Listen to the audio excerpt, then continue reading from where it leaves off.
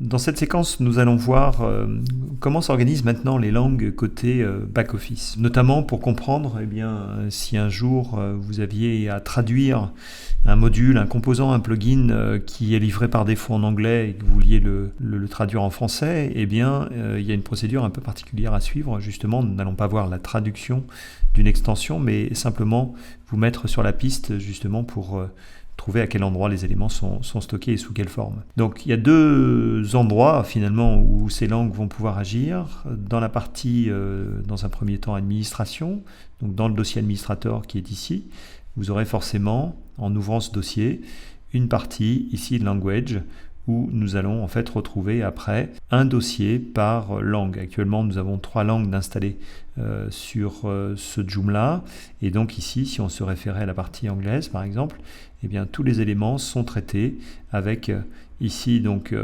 le code le préfixe en fait le code de contenu de cette langue, ENGB pour la partie anglaise, et donc après on reprend ce préfixe et on vient ensuite sous la forme d'un fichier .ini traiter en fait par exemple ici un composant d'administration système, composant Ajax, etc. Donc un peu plus bas, si je descends,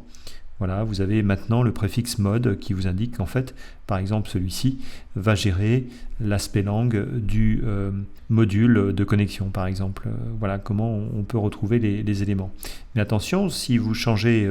le cas échéant, le contenu de ces répertoires ou de ces sites, de ces fichiers, vous avez bien entendu ici à le faire pour chacune des langues que vous aurez à manager, et surtout cette langue ne se changera que côté administration puisque nous sommes dans le répertoire administrateur.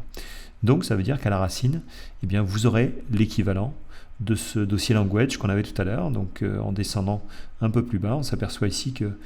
ce dossier est bien présent et que on retrouve à nouveau cette même organisation avec ici cette fois-ci les éléments qui seraient, si je descends par exemple sur la partie ENGB mode login,